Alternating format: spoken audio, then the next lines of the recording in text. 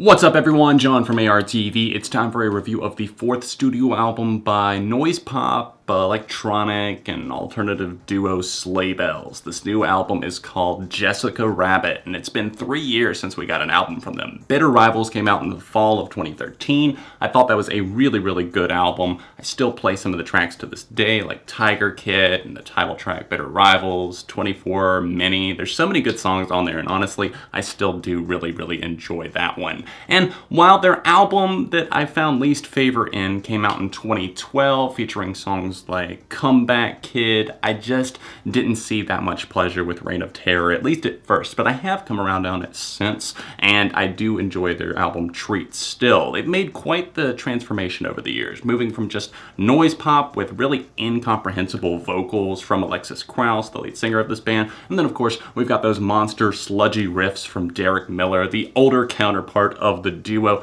writes the songs along with her. Since those Treats days though, they've evolved a lot in terms of their lyrical presence, and of course evolving from just more than I guess guitars and then more programmed sounds, and they've brought the vocals from Alexis more to the forefront. And we're seeing their foray into pop music more so than ever on the new album Jessica Rabbit. I think this is a solid album, but I don't think it's one that everyone's gonna get right at first. It's one of those albums that just hits with repeated listens, and honestly the first 2 times I played this, maybe it was because I was traveling, I wasn't paying enough attention, I just felt kind of bored and some of the songs just felt downright stale. But the more I listen to it, the more I'm gravitating towards more of the songs here. It's a good collection of tracks. We got a handful of songs released up to Jessica Rabbit's release date, starting last year, a song that actually did not make it on the album. Thank goodness, I did not like that song at all. Then the first one that we actually got, and one that I didn't hear until the summer, the end of the summer I should say, Rule Number 1. This one in particular reminds me the most of their album Treats, just some of their earlier stuff, because she's speaking, they kind of have a layered effect on the vocals, and I like the kind of steady time, the guitar going in the background and then exploding. That's what they do with their noise pop sensations. They build up momentum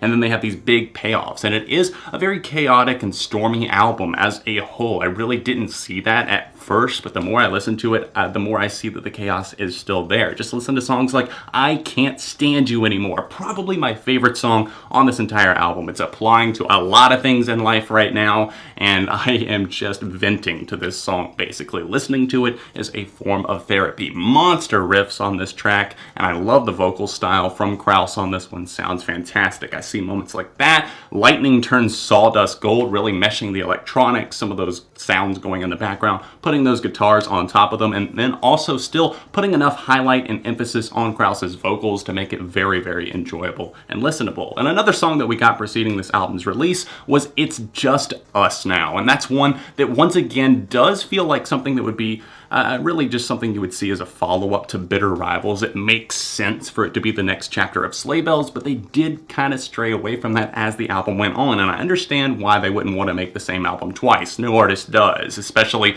if they have their integrity. There's a couple of short songs on here that I really just don't like that much. Torn Clean is one of those, clocking in at just over a minute long and really not finding its place here. It doesn't make that much sense in the context of the album. And then Loyal 4, just over 2 minutes, and it's one that just feels like kind of an unfinished, unworked demo. They like put it on the album, but it doesn't really feel like it serves a purpose here. I understand why some fans are going to gravitate towards this. It might remind them of the first album, but me personally, it's just not moving me in many ways. However, on the other hand, we still have a couple of other slower songs like As If that closes out this record. I like that when it's noisy. It starts off fast and kind of has those throbbing electric pulses going all throughout. And then we see another one in the middle of this album, kind of maybe closer towards the end of the record, that I'm not enjoying quite as much as I thought I would, but it's called I Know Not to Count on You, and it strips things down to kind of an acoustic performance towards the end of the song, and it starts off more, I guess, up front,